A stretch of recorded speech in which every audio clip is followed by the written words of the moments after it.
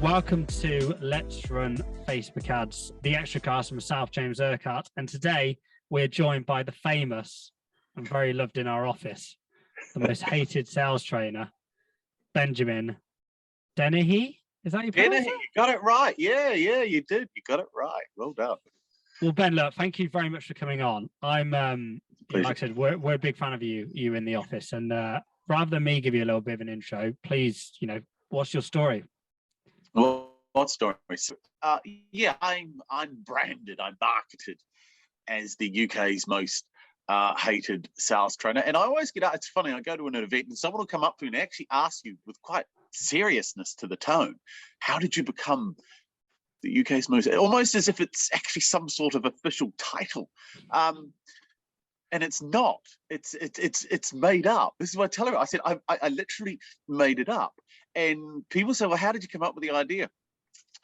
And it was a moment of clarity. I met an inspirational speaker, a motivational speaker, a guy called Brad Burton, and he's the UK's #1 motivational speaker. And I remember I said, how did you become the UK's #1? He said, read my book, page 26.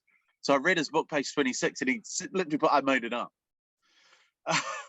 And I thought, well, I got to make up something. So I went on LinkedIn and I looked at what all other sales experts, and what do they all call themselves? Guru, leader, #1, influencer, top, this, and it's all look at me, love me, like me, look how wonderful I am. I thought, no one wants to be hated. Therefore, if I take that space, plant my flag, I'll own it. No one's going to come along and say, no, I'm more hated. I mean, that's stupid, right? So that's how it came about, was how do I stand out? And then Trump came along with his red hat, and I thought, well, I'm nicking that. I mean, if you want to be more hated, I mean, this man has helped me. So I mean, I'm looking forward to his re-election because he's done wonders for my business.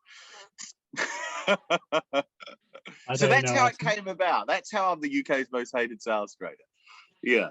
So what's your background? Obviously, so I've listened to all of your stuff and I've seen your stuff on YouTube, and it's really resonated with me from our other business, MIB. But for people listening to this who struggle with inbound, outbound type sales, just a bit of background, how did you come into the sales training arena? Well, pretty much like 95% of people in sales, I fell into it. Nobody chooses this for their life. You know, when you were at school, you had a lot of aspirations, and this was not one of them. Being a salesman was never, ever high on anybody's list. So nobody ever put up their hand at school and said, ooh, I want a life of daily rejection and misery, miss. You know, it's like, no, I want to be a lawyer, an accountant, an astronaut, a doctor. You know, something awesome, something decent, right? No one ever said, I want to be in sales. They may have said, I want to be a business owner, but nobody told them to be a business owner. You actually are a salesman. So I actually qualified as a barrister. So I qualified as a lawyer. I was going to be a criminal defense lawyer. That was the plan. But I decided to do a few years travel because I realized one day that I would be doing this for the rest of my life. Turns out I was wrong. But I thought when I was 23 or whatever it was, that this would be my life. So I wanted to do some travel, see the world before I grew up. And long story cut short, I had to eventually get a job. And what do you do if you have no skills, but you look okay? I was a lot thinner when I was younger, so I looked a lot nicer. So I look good in a suit.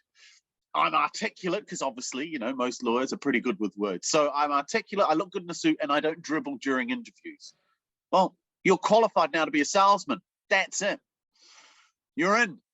Yeah, there's no bar. That's it. You are qualified. So I got a job in recruitment. And of course, I didn't know recruitment was sales. Nobody told me recruitment was. I thought it was an easy job, just phone people up to offer them work. It seemed like these. No, turns out it was sales. And I was crap at it. And then I got another sales job, which is purely lead generation. That's how I got into all of this. It was down to lead generation. So I ended up setting up appointments for advertising agencies in London. And I was good at it, but I didn't know why. And eventually I set up my own business doing that. So I left the company and I would just go out and fund my own advertising agencies, and I'd sell in my services. They'd pay me $3,000 a month. I'd get them 4 to 5 qualified appointments. They'd be happy, I'd be happy. And that worked. I did that for nearly a decade. And they'd all say to me, you're good. Why are you good? And I'd say, I don't know. And one CEO of one agency said, if you can figure out why you're good at what you do, because you're going to make a lot of money teaching other people. And that's how I started the journey on oh, that's not a bad idea, because I don't want to be doing this at 50. I sat at my desk one day doing this phone calling, and I remember thinking to myself, I can't be doing this at 50. If I'm sitting on the phone still prospecting for other people at 50, I have failed in life somehow. Yeah. And I apologize to anyone who's just coming up to 50 and who does this, but, you know, it's just the reality, right? And I thought, I've got to figure out a way. And anyway, I probably waxed lyrical too long. That's how I got into it. No, well, actually, I'm really intrigued then. So when you started, and it's really interesting what you said about sales. It's so true. You know, I've got 0 qualifications. I tried bricklaying. I've done repping abroad. You know, and like you said, you look half decent in a suit, and you don't crawl into the office. So hey, you're good. You're good. You know? You're qualified. Yeah, I know. Take a seat. Here's your phone. Crack on. What was the difference between when you started and you were doing your recruitment job, and like you said, God, this is going to be easy. This is offering people work, as opposed to the lead gen you were doing in London? What made you, when you said you weren't very good at the recruitment, to then going into the London? Was that time or?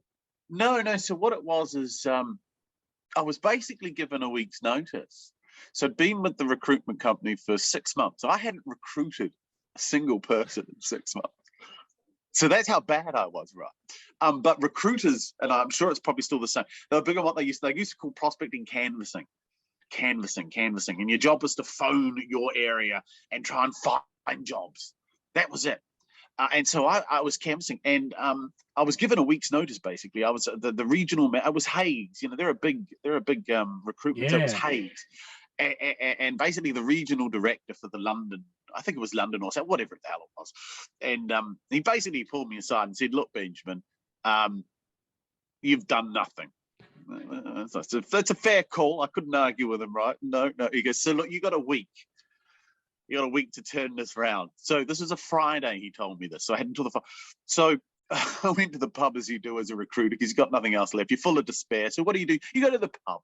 So I was sitting in the pub with a pint of cider, and I thought to myself, what the hell am I going to do? I have no skills. This is the thing. If you go to university and you get a degree like law, it's a good intellectual skill, but it has no practical use outside of law, right? So you have no skills, no marketable skills. And I thought, well, there's nothing else I can do. This job pays me to talk, which is what law was going to pay me to do. So this is the best I've got. So I thought, what am I going to do? I don't know. I thought, we got to pull something out. So I just went in the next week and just hit the phones hard. And I started setting up a lot of appointments. That's what happened. I started getting appointment after appointment after appointment. And so my stay of execution was delayed. Friday came and we didn't have the meeting. And he sent me an email. I said, sorry, Benjamin, couldn't make this meeting. I want you just to keep doing more of what you did this week. Don't worry about any of that. Just keep getting meetings and we'll have another chat next Friday.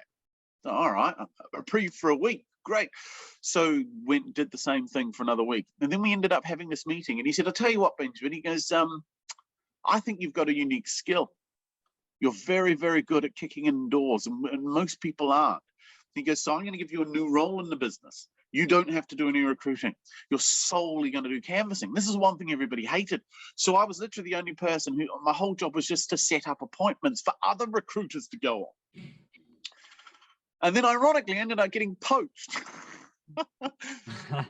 Because one of the guys who I worked with, because I mean, you start off with like 20 people on an intake at recruitment, and within 6 months, there's 3 left.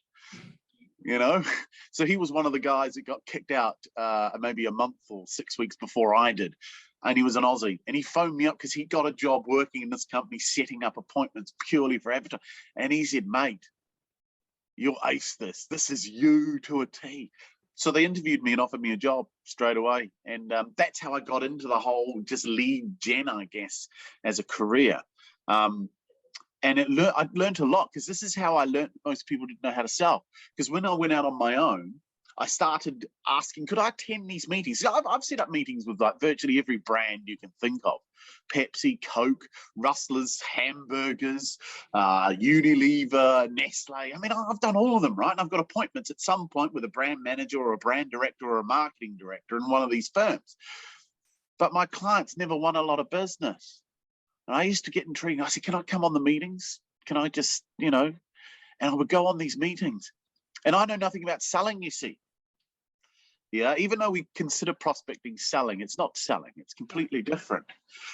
So I didn't know how to sell anything because I never sold anything. And I used to sit on these meetings and I'd watch them, and they'd all do the same thing. They'd take a laptop, they had a presentation, and this is our agency, and this is our ethos, and this is when we were founded, and this is what we believe in, and this is what makes us quirky and different. And here's some case studies, and this could, you know, any range from anywhere from 20 to 50 pages, depending on the agency.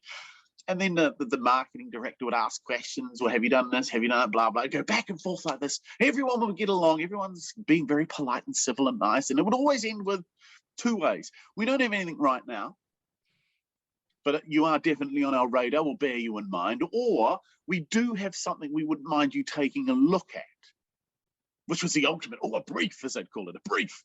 Yeah. And we'd leave the meetings. And I would always say, was that a good meeting? And I go, oh, yeah. I go, why? And it always came down to the same thing. Well, they like us, Benjamin. We got our foot in the door. It's about relationships. We can now nurture this. And basically, and that was it. And I remember saying to myself, I remember saying to him, I said, this seems wrong. This doesn't seem right. I said, but I don't know anything about selling. I said, so I can't tell you how to do it any better. He goes, this is the way it is, Benjamin. Look, I've been doing this for 20 years. It's all about relationships.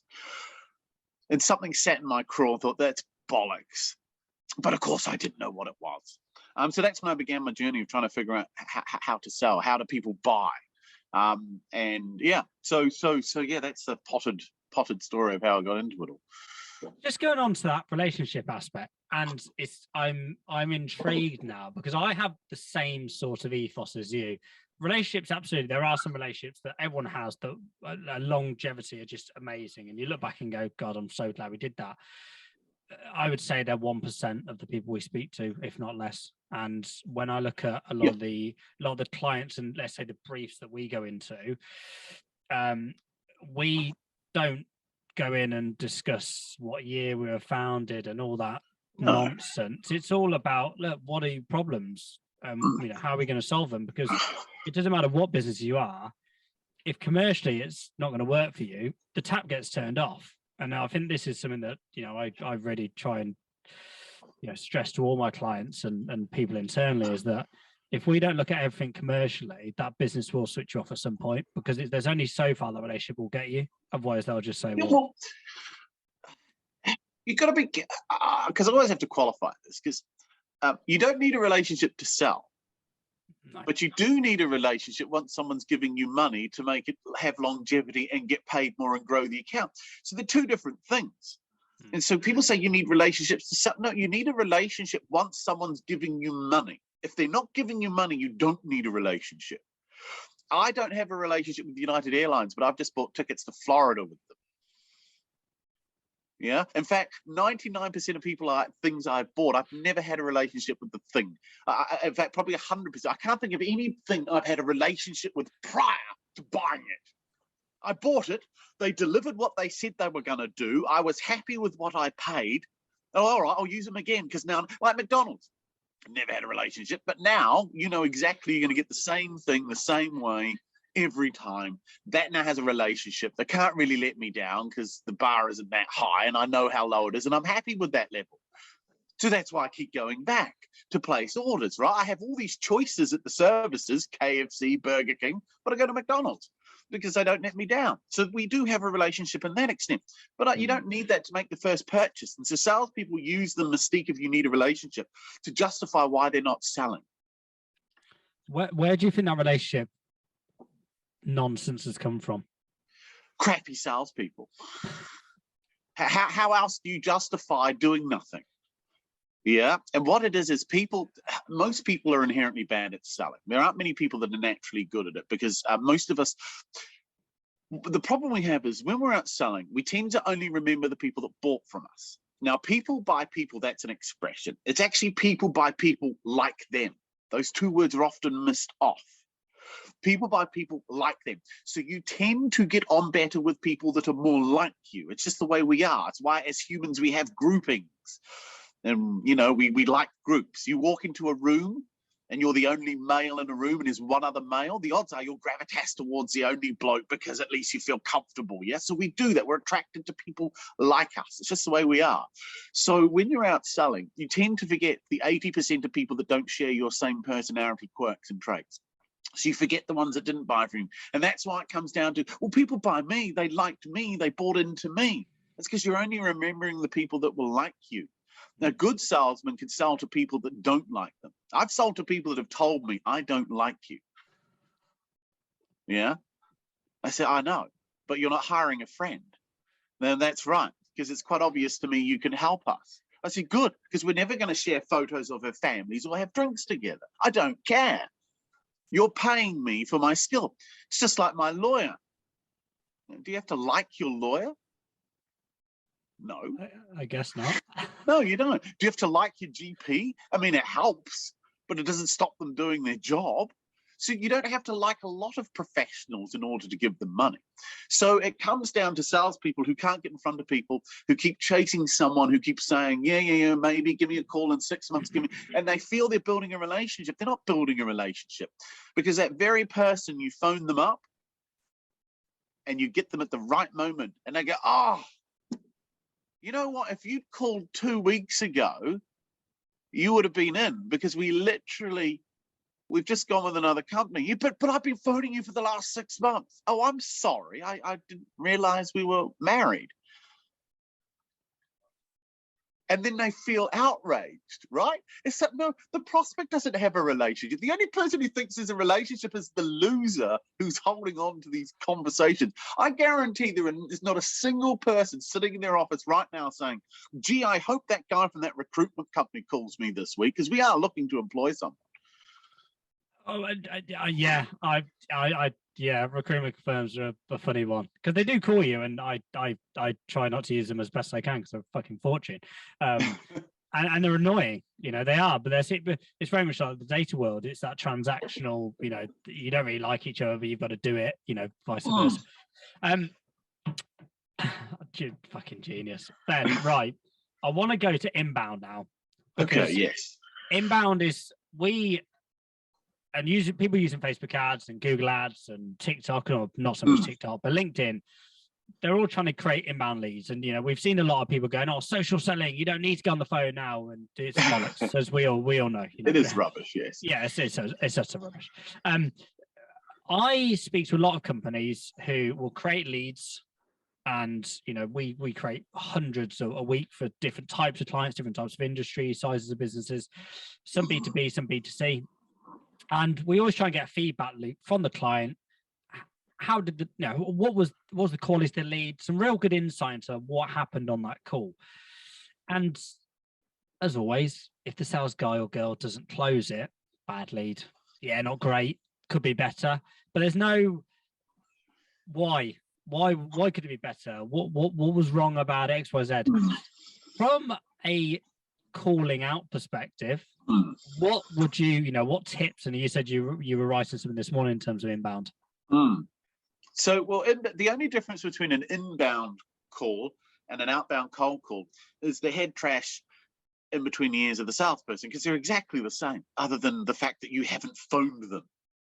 The rest of the conversation is exactly the same. And and this is what I try to get across to people. So mastering the art of the telephone, because all selling is I don't even regard myself as a sales trainer. I just teach people how to communicate, because that's all this is. It's a communication skill. And your job is to move someone from intellect to emotion, and then back to intellect, because people buy emotionally, justify intellectually, but they're always starting off in an intellectual frame of mind. I'm curious as to what you do. I want to understand a little bit. That's intellectual. How do I get them emotional? Can I get them there? Because if I can't get them there, then I'm not going to sell. Doesn't matter how brilliantly intellectually wonderful my stuff is. If somebody doesn't deep down feel they want it or need it, they're not going to buy it. You know, there is curiosity, but most of us don't operate in the world of selling curiosity. Right? So that's knickknacks at the bloody holiday stand, right? So most of us don't sell curiosity. We sell to either overcome an existing pain or need, or to prevent an existing pain, to prevent an upcoming pain or problem. That's what most of us in business do. We fix problems. We don't sell pleasure. So when you do all this activity to generate leads to come to you, that's great. But 85% of people that are going to phone you up are targets, time wasters. Because as a prospect, there's a rule. I'm allowed to tell you whatever I want in order to get you to tell me whatever I need to hear, which means I'm allowed to deceive you. And I phone you up and say, look, I'm really very interested in you using your marquees. We've got a wedding coming up in 6 months' time. We're just going around the houses now trying to figure out who to use as a marquee. Just want to get understand a little bit more about you. And of course, these people vomit all over them. Oh, yeah. Oh, how big are your marquee? And so the prospect asks all these questions. How big are the marquees? How long will it take to put up? Can you put it in a garden? Do you provide this? Oh, and they give them all the answers. Then what they don't know is that they've already decided they're going with ABC marquees. But they're just doing this to make sure that ABC aren't ripping them off because they like ABC because they saw them at someone else's wedding and da-da-da-da-da. You're allowed to do that. We all do it. I do it. You do it. Everybody does it. We use salespeople. You know, you go into Curry's, you ask all the questions about the particular TV or whatever the hell it is. And then the moment the guy tries to close, you say, look, I need to discuss it with my wife, or leave it with me. I can't make a decision. And then you go and buy it on Amazon. Because you know you can get it cheaper, but you also knew the guy in the shop could give you all the answers to the questions you couldn't figure out yourself. So the problem with inbound is people think it's easier. It's not any easier. Someone phoning you up and saying they're interested in what you have, as soon as I get that, I have a huge red flag. It's like, no, you're not. This is what I call brain rape time. They're going to try and steal as much from me as they can. So I'm very skeptical. Yeah. And so what salespeople don't do in this situation is they don't qualify. Or no, I should say better. I don't believe in qualifying. They don't disqualify. There are more reasons for someone not to buy from me than there are to buy from me. I actually know what the reasons are. Why won't you buy from me? Because it's what I hear every day of my life. You're too expensive. It won't be delivered on time. I know, I hear these. So I know all or any of these at any point can come up and blow up this sale. So my job is to go through those first. We do realize we're more expensive than most other marquee providers on the market. No, I was unaware of that. Well, now that you know that, do you still want to keep having this conversation? It's really interesting because a lot of the time that works, and I do this in our data side. So we've got a minimum order value, and we've brought it in recently. And a lot of companies that you've used in the past, no, we don't. They've come across to us, they've come back to us and gone, oh, I want to place an order. And I said, well, are you sure you can afford our minimum order? Now, no one's going to say no to that. No one who has an understanding of our business and knows our data works is going to go, no, I can't afford it. They come up and they go, yeah, of course I can bloody afford £500. Yeah, their ego kicks in. No one wants to be called cheap. Yeah, of course I can. Yeah, not a problem, James. Yeah, whack it over. We've done an absolute number on them. In truth, they don't know that, which is great. So it does work, but obviously the ones that like you said, you are actually disqualifying those ones that are, like I said, yeah, you've got to just And so an inbound lead isn't any easier than an outbound. In fact, it's harder because you've got this preconceived notion that they actually want what you have. No, it's not true. I'm curious as to what you have and what you know. Doesn't mean I'm going to buy. I mean, it's like if you go to a car yard, you can always spot the one that's going to buy a car and the one that's not going to buy a car, because the one that's going to buy the car is excited and they're having fun. Now, nobody who's about to invest £30,000 is excited or having fun. The person that's going to buy is sitting there rubbing their chin going, I don't know. I'm not sure. No, he's going to buy because he actually has the money and he's weighing up giving it to you. Whereas the one who's happy and clapping don't have a penny to their name. They know they're not going to make a decision today. So this is it. So the happier the prospect, the least likely are. So the more interested someone is in what you do, you're in trouble. Yeah, that's why outbound calling is in a way a lot better, because you're phoning up people who are automatically not interested in what you have. But if you can get them interested in it, they move from not being interested towards interest. Or if someone comes to you being interested, they can only move from interested to not interested. It's all physics. It is. It's really interesting, actually. I'm just, as you're talking then, trying to think of the calls I've had in the last probably 10 days, 2 weeks. And there was two that were really happy to talk about. One was data and one was social media. They were never going to like never. It was never going to happen. So you call on it, right? I get that too. And I say, can I ask you a question? And I go, you sure? Because it might upset you. So if you're going to say something that you know is going to upset or maybe offend or get someone's goat up, you've got to get permission. You can't just blurt. This is the other reason salespeople suck. They blurt things out, even though they don't ask an offensive question in an offensive way.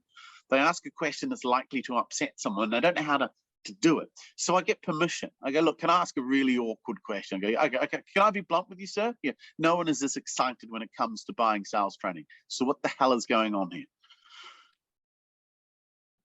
And it's amazing what they tell you. Yeah. They go, well, no, I just think it's good. No, so you're not going to invest in this because you think it's a good idea.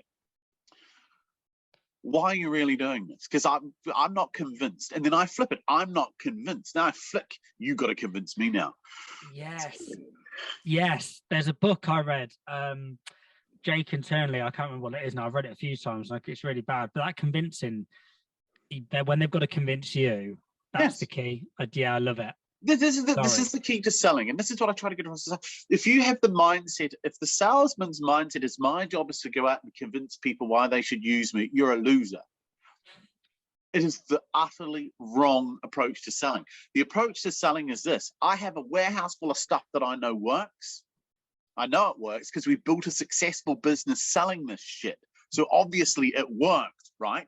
The question for us isn't will it work for you? Because we know it will if you have the problems as fixes. That's the whole reason it exists. The question for us is, are you suitable to be our next customer? Can you convince me you need what we have? Because if you don't, you're wasting my time. And if you approach sales like that, it's one of the easiest things in the world. You disqualify a lot more. Salespeople hate no. Can't stick no in the pipeline. You can stick a think it over in the pipeline. That's why they take them. But you can't stick no. Or a long-term prospect. Long-term prospect. Yeah, I'm nurturing this relationship. There's definitely something here. Yeah. I love it when they say something's definitely going to happen. Of course, something's definitely going to happen. The reason you've selected this company is because you know that at some point this business is going to need what you have. That doesn't make you a genius salesman. That's the whole purpose of the prospecting list. The only problem you have when prospecting is you don't know if you're going to get them at the time that they need what you have. That's why you've got to be constantly doing it. Do you know what? The best one I heard years ago from a sales guy, actually, he'd I can't remember who the client was. It was in the automotive sector where our background lies. And he said, I planted the seed with that business. I planted the seed. So I thought, okay, I'll have a quick look on the CRM system. He called them and they said, call me back in 6 months. Yeah, I know. But if you take this away from salespeople, they'll kill themselves because they got nothing else in their lives. You know, most people in sales realize 2 years in, it suddenly hits them. I'm stuck. I have no transferable skill. And they're stuck. And that's why the average salesperson's average, because deep down they've died inside and they're just waiting for their body to catch up. But I think that's quite sad, really, because I like we said at the beginning here, I've got absolute zero skills.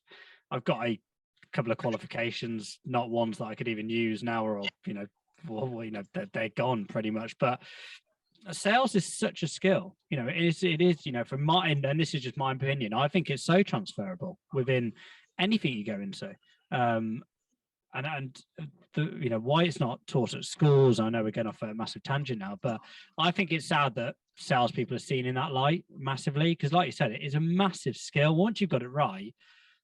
Well, this is it. The thing with a skill, if you have a skill though, a skill is repeatable and has predictable outcomes. The problem with most salespeople is they don't. They have a lot of luck and they have a lot of good timing and they have the right product at the right time and they take an order. Getting someone to give you money is not hard. Yeah, selling isn't someone giving you money. If you have to discount to win business, you're not selling. Now, I always caveat that because some people say to me, don't you every now and then have a deal where you get, there's a difference if you're having a discounting for a sales thing, you're just doing a one-off. But if you have to actually, someone says, look, I really want to work with you, but our budget's only 100 and you're 130, and you go, oh, all right then, because you need the business, that's bad. But if you're having a deal where you say, look, I just want to get 100 people to book onto this in the next 24 hours, and you do it at a rate because it's then that's different. So I have to caveat the two things. One is a marketing and it's a good threat. But if you're one of those salesmen who has to periodically or systematically discount to win, then you're not a salesman. If you have to negotiate, you're not a salesman. That's why they're different words: discounting, negotiating, selling. So most salespeople, if you ask them, could you teach what you do? No. Well, it's not really a skill then. If you're unable to pass on what you do, you don't have a skill. Most people just stumble across luck and they average it out. And like I say, like a work course, if you put in enough effort, if you keep working really hard and you keep chucking stuff out there, stuff will land. But that's not skill. It's just hard work. Yeah, that's fair, actually. I'm going to sort of backtrack on that. Yeah, because it's not hard to get given money. It's not hard. No, especially in the B2B space, companies, something that I had to, when I was 17 or 18 back in the day when we first started, something I had to really, change my mind on is that this was someone's money. And a lot of the time it's businesses, especially in the B2B space, it's businesses' money. It's not someone's actual money. This is a bank account that isn't owned by XYZ. Obviously, if it's a business owner, yes, it is. But something for me I had to really ponder on and just change my mindset was, can I give them a better deal and all that stuff because it's their money, but actually it's not. It's just the business's cash flow and marketing budget or sales budget, whatever. And that's you've hit on a very good point, because money concept is very important in the world of sales. So I got an email. This made me laugh. I got an email from another sales trainer. Now, I didn't know who this person was, completely out of the blue. And it was all a concoction. He said he had a client that was considering coming on one of my courses, and he just was doing some due diligence for him. And it's like, why the fuck would your client be asking you to contact me? That doesn't make sense. So I figured this is a fishing expedition for him. And then he started asking really weird questions. And one of the questions he asked me was, he goes, how is it that you keep filling expensive sales training courses? And I remember I read that and I laughed. And I thought, well, he's just answered his own question. So I just went back with, you answered your own question. If you think £800 is a lot of money, you should not be in sales training. Well, it's not a lot, is it? When you it's think not, of... No, it's not. It's not. This is what I'm trying to get at. It's not a lot of money. Salespeople, and if you don't have the right money concept, if your product sells for £150,000 and you think that's a lot of money, you're going to struggle to get 150. So you have to change how you view money. Yeah, you do, and especially let's say £1,000, £800, whatever it may be. It's not a lot of money. It's not a lot of money because for most businesses that's one or two deals. Now, for the skills that £5,000 isn't a lot of money to a business, unless it's a one-man band. But we're talking about businesses, with say 10 or more employees. So I get it. People come to me, we'd love to do a training boot camp with you, but get you in for a day. And I tell them the figure, that's a lot of money. So can I ask you a question? What were you expecting was going to happen by the end of the day? So are you telling me that if we do any sales training, your guys, you don't believe could actually earn more than 5K as a result of it? I wouldn't invest in them if that's the case. You got a bunch of losers. If you seriously think that 5K for training is expensive, so what were you hoping your sales guys are going to do? They're going to be like an extra £100 each over the next 10 years? And that will be good? It's just crazy, right? Yeah, it's nuts. From going back into the inbound versus outbound. Yes. And I was intrigued with what you said then in terms of inbound a lot of the time or can be perceived as harder than outbound because, like you said, they've potentially already made a decision. Yeah, they see it as easier. That's right, yes. Yeah, they're fishing for ideas. Yes, they are. Do you go into, or when you're training from inbound lead, is it just how quickly can I disqualify them? I know that sounds really bad. No, it's true. I spend my life trying to tell people to F off. Do you know how hard it is to get people to go away when you keep telling them to go away? Yeah. So no, my wife was listening to me on the phone week before last, and she said, "I listened." I'm guessing she didn't get disqualified. No, she didn't. No. And, she said to me, she goes, "I don't know if what you do is genius or evil." I said, "Why?" She goes, "All you did was spend 45 minutes telling that guy not to use you." And you gave him every reason. And I could hear him. And he was arguing with you why you were. I said, I know, it's genius, isn't it? I said, this is the beauty of what I do. I just tell people to go away. And the ones that go away were never going to be. And the ones that come back end up giving me a lot of money, and they're happy they did. Everybody wins. So all my no's are perfectly qualified, because I've given you the reasons why you shouldn't do it. And you said, you know, you're right, they're right. I go, I know. That's why I've raised them. These are legitimate reasons why we shouldn't work together. Then other people argue with me why I'm wrong. They're doing the convincing, not me. So it's hard for people to develop that skill set, because everything you're taught in life is to be positive, be outgoing, try and draw people to you. No, not in the world of sales. I'm trying to get rid of them, because I know most of them aren't going to buy. In fact, I used to get so many inbound leads that people now have to pay to talk to me to determine if we should work together. 85%. So, and this is funny, you'll get an email. Someone will say, Benjamin, really love your stuff. Would love to have a chat with you about working with you, blah, blah, blah. I say, fine, book a consult call. 85% of people don't book. No. So you were willing to take up half an hour of my time to talk to me because you said you wanted to do sales training, but you weren't willing to stump up any money to get to that point. So you were just going to waste my time. Of the 15% that pay, I'm going to like a 95% close rate. The other 5%, it's because they actually agreed with me and said, no, you're right, this won't work. So my job is to eliminate. Now, a lot of people can't do, I don't know many other sales trainers that charge to talk to them, which is fascinating if you're in the world of sales training. Yeah. Well, it's when I got braces during COVID, because I obviously know for what your I was teeth set up. or for your pants? No, for my Right. teeth. No, Right, okay. I didn't. No. I've never had, I've had a fetish for years. I just wanted to wear some. I couldn't leave the house. Braces, and I was looking around, as you were saying, I'm putting in inquiries, Wow. and every one of them had £100 consultation fee. Hmm. Every one of the fuckers, every one. So I couldn't go to them all and get a real good idea of what they wanted and what they could do, because I had to pay. So I went to the first one, paid my £100, didn't like the setup, so I was like, no, I'm out of this one. Went down the road, did the exact same, good setup, but otherwise I'd have gone probably I'd have had a call with probably 8 or 9 easily. Of course, yeah. I mean, I try to point out to people, there's a reason why people drive around with the words free quotes on their vehicles, because at some point you had to pay for all of these things. Why wouldn't you drive around saying free quotes if it was the norm? It never used to be the norm. It's been so ingrained that you have to do stuff for free because you've got to win the prospect over. You've got to build the relationship. You've got to give them something. No, you go to a lawyer and ask them to help you, they'll charge you. You go to if you go to a private doctor, they'll charge you. All professions charge for their knowledge, skills, and expertise. You don't get free time, and salespeople need to adopt that, but they can't. It's the pathology of a lot of no. We've made a lot of money doing it the old way. Well, but why are you struggling now? Because there's a certain point where you can't keep doing that. So yeah, and also in terms of that disqualifying and that fee for, you've probably found this yourself, the quality of customers you get is so much higher. Like we found it at Let's Run Social when we've put our prices up, and we've put certain disqualifiers in very early to get rid of not so much the tie kickers, people that just can't afford us. I say to anyone, before you go out to an agency, do as much in-house yourself, because the reality is all you're going to do then is rely on a sales guy to sell you the dream. Have an understanding, then go out to market, and actually you need some budget to be able to do it correctly.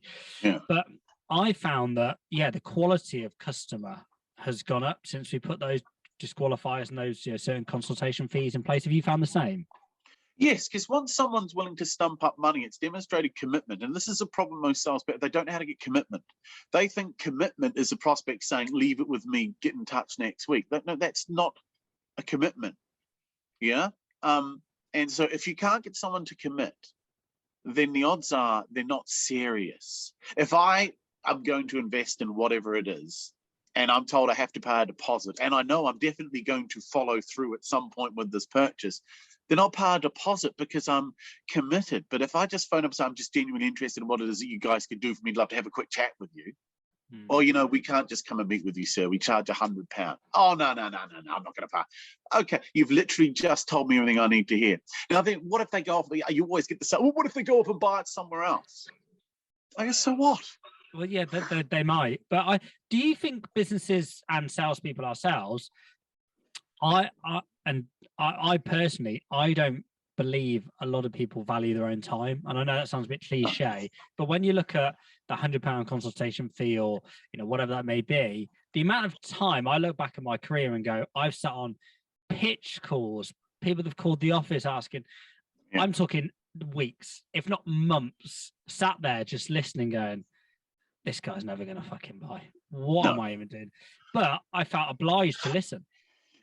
No, I don't feel obliged to listen. Quite the opposite. Not at all. I know that most people are tire kickers and time wasters. I get it every day. My inbox every day, emails or LinkedIn messages from people saying, "Hey, I really love your stuff. Would love to grab 15 minutes with you." For what? Well, do you know what? Because I spoke to Mike, and I really wanted you on this podcast, and Jake, who's our commercial director, generally Ben has a bit of a man crush on you. So I said to Jake, I said, I'm gonna have to get Ben on here. I'm gonna have to for inbound lead. What his opinions are. He said, "Oh, you won't get him." I said, I'm just gonna send him LinkedIn going, "You're coming on, no excuses." And I thought that might grab his attention, opposed to, "Oh, hi Ben, how you doing? How's your day? All lovely. It's just like, just any chance." You're like, yeah, okay, mate, which was great. Get to the point. Well, I come on these things because this is all advertising and marketing. It's social selling. Social selling. I mean, and I mean, and I'll be brutally honest. So anyone listening to this, if you've got this far, you're going to learn a little trick here. I don't say anything different on any other podcast. This could be a cardboard cutout with a tape recorder going, for all you know, because it's always the same conversation. So, and then that's the beauty of selling, though. This is what I try to get across to salespeople, is we operate in a finite universe. And that's why I love selling. It's finite. There are only so many things a prospect can ever say to me, and I know exactly what they all are. And I know exactly how to respond. If I ask this, they've got one of 4 answers they can give me. Occasionally, there's a curveball. I'll deal with that in the moment. But 95% of the time, I'll get one of the 4. And if I get whichever one I get, I've got a prepared response for that. So I know. So most people think my life is really interesting. It's incredibly boring, because every conversation I have goes exactly as planned. It never changes. And I'm honestly thinking of getting out of sales training because there's no challenge in this anymore. Yeah. And I'm thinking maybe next year will be my last year, because I've done pretty well out of this caper, and I might have to go do something else. But well, just for people listening, this isn't a pre-recorded one. Ben is actually here. He is here. I am here. It's not a cutout. It's not a cutout. Ben, I've got one final question, just really for people in the marketing space, and sort of this, this word agency has appeared since COVID, and there's fucking hundreds of them now, and we're an agency and all the rest of it. We get asked to pitch a lot, so we'll normally get asked to pitch against 2 or 3 different businesses. Yes. And it annoys me. It really does annoy me, because I don't want to pitch. I want to sit down and have a proper discussion, adult conversation, and then we actually go away and come back with something that's tangible and commercially driven. When you get invited for stuff like that, is it worth doing it? No. Or do you just, okay, there you go. No. A pitch is a beauty parade, and the reason they're getting you all in is because they know that between all of you, you'll probably be able to fix their problem without them requiring any of you. Yeah? Because you all go in and leave stuff out. You don't want to give them everything, because you need to keep some proprietary knowledge to yourself. But you don't know what the other people aren't leaving out or not leaving in. So you get 3 or 4 people in telling you how to fix your problem. By the end of it, you say, I don't think we need any of them. I think they've given us exactly what we need to do this. So we can now write a job spec and hire someone internally. We could promote someone internally, because I think we can do this. Let's give it a crack ourselves. Or, well, we were always going to go with ABC company anyway, and these guys have just confirmed that they're going to do what we want anyway, so let's stick with them. They are a waste of time. Yeah. So my advice is, if anyone ever phones you up and says, "We'd like you to pitch," your first question is, why? Why us? Of all the companies in the world, how did you choose us? And when I struggle to give you an answer, it means you're just there to make up numbers, because most can't. Oh, we just thought you're interesting. Yeah, but why? So disqualify them. Disqualify them. If they can't convince you they want you there, then why are you doing it? And then secondly, if they can convince you they want you there, why aren't you just buying from us? For sales managers and salespeople, and again, people in our industry that are going to listen to this and go, I can't disqualify everyone, Ben, because I'd have no one. What would be your response to that? Because it's impossible to disqualify everyone, because some people can't be disqualified. That's the whole point. So there are some people that are going to buy your stuff. They are in the market for what you have. That's how this market works. People are buying and selling stuff all day, every day, because people actually need or want what you have. There's also a lot of people out there who think they might like what you want to have, but they don't know. Those are the ones you've got to get rid of, and there's more of them than there are people with a genuine budget and time, money, and resources to commit. So my job is so people say, yeah, I get that. You can't disqualify. The only reason you can, the only way that happens, and again, it is dangerous. So when you're getting good at this, you fail a lot. And the problem you can have is you disqualify too hard too quickly. So you go at it like a sledgehammer. So whilst in all these interviews and on my podcast, I come across as quite blunt and direct, in the real world, I'm actually incredibly nurturing, because my job is to make people feel comfortable, so I can very, very softly get them to where I need to get them without being bullish. Every now and then I may ask a blunt question if I feel I'm getting the runaround, but most of the time, this is a skill. A salesman is a psychiatrist and an actor. Well, that's all you are. I like to call them social chameleons. Social chameleons, exactly. You have to give the prospect the personality that they want. So going in and being you won't help you a lot, because most people don't like your personality. So you've got to give. So if I sit in front of an accountant in a pinstripe suit, I'm going to be very different from if I'm sitting in front of the fat guy with an Hawaiian shirt on. Yeah? Two different personalities. One is going to be more interested in facts, figures, and data. The other's going to be chatting about his holiday and talking about the great things you're going to do together. So you've got to understand that. So you've got to be a psychiatrist. You've got to understand who you're talking to. And then you have to be an actor. And the problem with most salespeople is they're too keen to impress and be liked, whereas I'm the opposite. I'm not there to impress you. I'm there to get you to open up to me, and I can only get you to open up to me if I start acting in a way that makes you comfortable to open up to me. And that is not sitting there in a suit and tie, suited and booted, asking good questions. It's slightly looking disheveled and struggling and making you help me because you think I'm not sure what I'm doing. And as you do that, you lower your defensibles and start telling me the truth. It's a game. And it's all manipulation. And I know people hate that word, but I'm going to be upfront. Selling is the art of manipulation. But unlike manipulating for evil, you can manipulate for good. Psychiatrists manipulate to get to the truth. Lawyers manipulate to get to the truth. Sportsmen manipulate. They do that with the ball and run the other way. Manipulation. Physiotherapists manipulate. There's nothing wrong with manipulation. The only thing that changes it is your intention. I'm not manipulating people to give me money that they shouldn't. I'm manipulating people to try and get them to convince me they want to work with me. So it's 100% them, not me. So that's why manipulation is important. Because if you're not manipulating, the prospect's manipulating you. When they say to you, I make the decision, and then you ask them for a decision, they say, I've got to run it past my wife. They lied. When they say to you, what's your budget? I can't tell you. They're playing a game. They're manipulating. When they say, how important is this to you? They say, it's not that important. They're lying to you because it is important, because you wouldn't be here. So prospects are allowed to manipulate. So if they're allowed to manipulate, you have to manipulate. Most salespeople don't understand it. They go out and they try and lie and deceive, which is different from manipulating. So anyway, that's.